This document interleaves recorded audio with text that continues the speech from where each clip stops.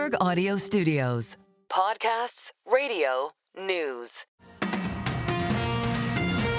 Good morning, I'm Nathan Hager. And I'm Karen Moscow. Here are the stories we're following today. Karen, we begin with Donald Trump's push for tariffs. The president says he will likely impose duties of around 25% on imports of cars, semiconductors, and pharmaceuticals. He says he'll announce the new charges in April. As heard here on Bloomberg Radio, Trump spoke to reporters at his Mar-a-Lago club in Florida. It'll be 25% and higher, and it'll go very substantially higher over a course of a year.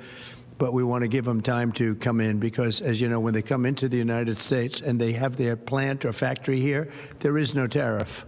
So we want to give them a little bit of a chance. Again, that was President Trump at Mar-a-Lago. Now, new tariffs on cars would have sweeping effects on the industry. The roughly 8 million passenger cars and light trucks brought into the U.S. last year accounted for about half of U.S. vehicle sales.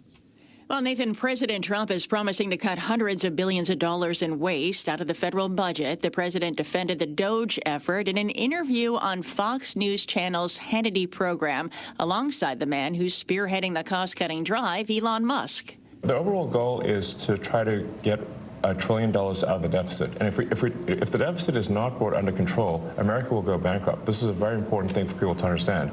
Elon Musk had talked about cutting $2 trillion during the campaign. President Trump heaped praise on the world's richest man during the interview. He's a leader. Yeah. He really is. He gets it done. You get a lot of tech people, and you have people that go to tech, but he gets it done. And the president tells Fox's Sean Hannity if Musk has any business conflicts with his work on spending cuts, he won't be involved. Well, Karen, Treasury Secretary Scott Bessent says Elon Musk's Department of Government Efficiency is saving the country tens of billions of dollars. Bessent also spoke on Fox News. I think I saw an estimate today of about $50 billion. So that's a very good start. And I don't think it's unreasonable to think that we could have several percent of GDP that we are saving. Treasury Secretary Scott Bessent also says taxpayers don't need to worry about the security of their private data while Elon Musk's team seeks to make the federal government more efficient. Well, to foreign policy, Nathan, Secretary of State Marco Rubio said the U.S. will keep sanctions on Russia at least until a deal is reached to end the conflict in Ukraine. Rubio spoke to European allies after joining other U.S. officials in Saudi Arabia for the highest-level face-to-face meeting with Russian counterparts since Moscow's invasion in 2022. I came away today convinced that they are willing to begin to engage in a serious process to determine how quickly and through what mechanism can an end be brought to this war. Whether we can ultimately reach that outcome will obviously depend on every side in this conflict's willingness to agree to certain things. Secretary of State Rubio says an end to the war would open, quote, incredible opportunities to partner with the Russians. President Trump's special Ukraine envoy, Keith Kellogg, has now arrived in Kyiv a day after the Russia talks. Back in Washington, Karen, Howard Lutnick has been confirmed and sworn in as Commerce Secretary. As a result, he's named his 2 eldest sons and 3 company deputies to run the core of his business group following his resignation from Cantor Fitzgerald. Lutnick also says he will divest his business interests within a few months of his appointment. Well, back in New York, Nathan, Mayor Eric Adams will face a federal judge in Manhattan later today who will decide whether to grant the Justice Department's request to dismiss corruption charges just weeks before an April trial. We get more with Bloomberg's Ed Kalegi in New York.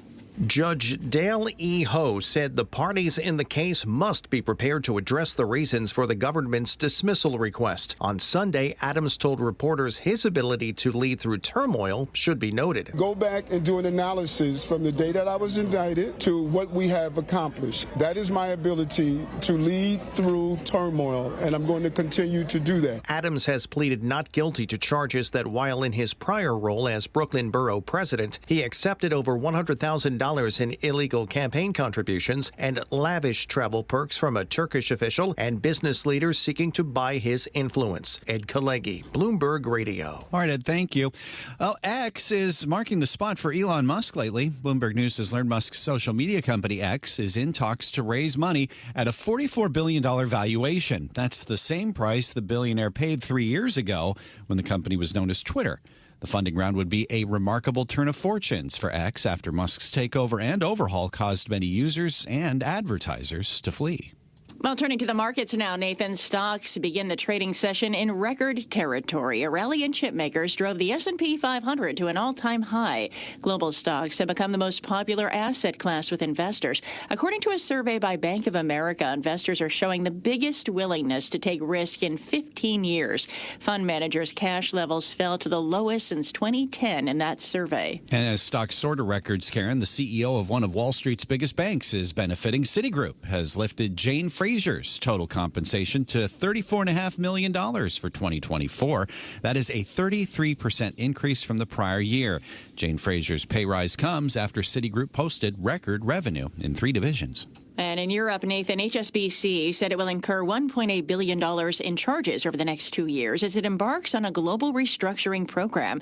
Europe's largest lender hopes the restructuring will allow it to whittle away $3 billion in expenses in the coming years, with about half of that to be reinvested into priority growth areas. And it's time now for a look at some of the other stories making news in New York and around the world. And for that, we're joined by Bloomberg's John Tucker. John, good morning. And good morning, Karen. Investigators are reviewing Monday's crash of that Delta regional jet at Toronto Pearson International Airport. The plane's cockpit voice recorder and flight data recorder have now been recovered. They're also talking to passengers and crew. John Nelson was among the passengers. We hit the runway extremely hard and we kind of popped up and it felt like we were leaning to the left. There was a giant firewall down the side. I could actually feel the heat through the glass. And then we were going sideways. I'm not even sure how many times we tumbled. The plane flipped over after landing. It's the 4th major aviation accident in North America in the past 3 weeks. There are nearly 24 people injured, but all 80 on board escaped Flight 4819 with their lives. A blast of Arctic air has much of the nation continuing in that deep freeze. Let's get the update this morning from Bloomberg meteorologist Rob Carolyn. John, bitter cold will continue to stretch from the Dakotas into portions of Texas. It'll make its way into the Gulf Coast and eventually portions of the southeast by tomorrow. We'll be looking at some spots watching their temperatures run 50 degrees below normal today. Now, out ahead of the cold air, we've got a storm system that'll bring snow to parts of Tennessee, Kentucky, Virginia, and North Carolina today. That's Bloomberg meteorologist Rob Carolyn. Hamas says it's ready to exchange its remaining Israeli hostages for Palestinian prisoners. It would come in the second phase of the Gaza truce, leading to what they say would be a permanent ceasefire and Israel's full withdrawal from Gaza. ASAP Rocky dove into the arms of Rihanna as a court clerk read the not guilty verdict at his trial on 2 felony counts of assault with a firearm. The Los Angeles courtroom, full of fans of the hip-hop performer and his singing superstar partner, exploded into screaming glee. After a 3-week trial, the jury deliberated for just 3 hours to reach the verdict that spared Rocky a prison sentence. And the Vatican reported the diagnosis for the pontiff now more serious than originally thought. Pope Francis is now fighting pneumonia. The 88-year-old had a CAT scan, which showed that he now has an infection in both of his lungs. Global news, 24 hours a day, and whenever you want it with Bloomberg News Now. I'm John Tucker. This is Bloomberg. Karen. All right, John, thank you. Time now for the Bloomberg Sports Update, brought to you by Tri-State Audi. Here's John Stashower. John, good morning. Good morning, Karen. Every baseball offseason, there appears to be 1 or 2 big-name free agents. A couple years ago, Aaron Judge, Shohei Ohtani, then Juan Soto, Vladimir Guerrero Jr. Maybe not quite at that level, but he's still only 26 in last season in Toronto. He hit .323 with 30 homers, 44 doubles. He had set a deadline of yesterday to get a long-term deal done with the Blue Jays. The deadline passed. Guerrero said they had their numbers, I had mine. He's another one, apparently betting on himself. Unless something changes, he'll be a free agent after the upcoming season. Like Soto was, of course, went from the Yankees to the Mets, making for high hopes for Mets owner Steve Cohen. He was asked yesterday in Port St. Lucie his goals for the upcoming campaign. You always want to set high standards and high goals. There's no guarantee in anything, right? It's really hard to win a World Series. But the thought of we're putting together a team, not just a team good for 1 year, but we want to create sustainable success. And if we keep making the playoffs, why can't we find, get to the ultimate goal? Cohen admits that with the Soto signing and others, they blew through their budget. St. John's only lost once in 2025. Red Storm ranked 10th in the country. They're atop the Big East by 2 games. Haven't won the Big East regular season since 1986. play tonight at DePaul. Seton Hall, after a stunning upset of UConn over the weekend, lost last night at Marquette 80-56. While the Huskies were back home, they beat Villanova 66-59. The NBA's back tonight. One game, it's a makeup in LA due to a postponement during the fires. The Lakers play Charlotte. Third Laker game for Luka Doncic, but LeBron James unlikely to play. He's got that ankle injury that kept him from playing the All-Star game. Knicks are back tomorrow at the Garden against Chicago, and also tomorrow in Boston. It's the U.S. and Canada, the 14 face-off championship game. Several U.S. players nursing injuries, but only one has been ruled out. Bruins defenseman Charlie McAvoy. John Stashauer, Bloomberg Sports. Karen and Nathan. Coast to coast on Bloomberg Radio, nationwide on Sirius XM, and around the world on Bloomberg.com and the Bloomberg Business app. This is Bloomberg Daybreak. Good morning. I'm Nathan Hager. President Donald Trump's special envoy to Ukraine, Keith Kellogg, has arrived in Kiev for talks with President Vladimir Zelensky a day after the first high-level meetings between the U.S. and Russia since the invasion in 2022. And following that summit in Riyadh, Secretary of State Marco Rubio said it is important to reset the U.S.-Russia relationship.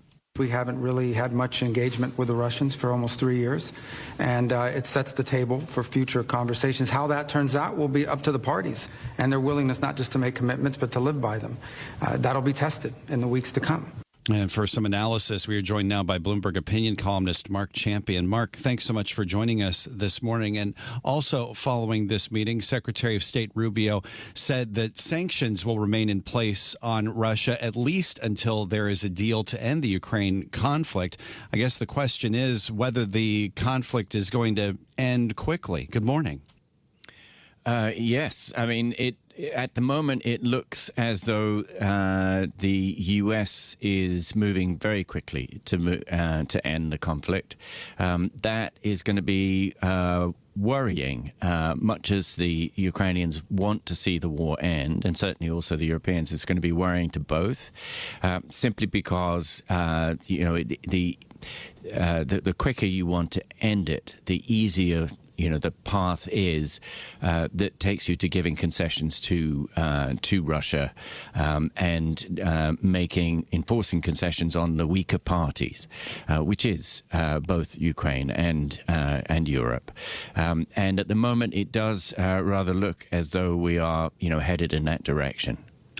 The Ukrainian side says it wants security guarantees. The U.S. has said it recognizes that. What could security guarantees look like? Well, that's, for the Ukrainians, that's the most worrying thing. They can deal with, territorial losses, at least de facto, if not de jure.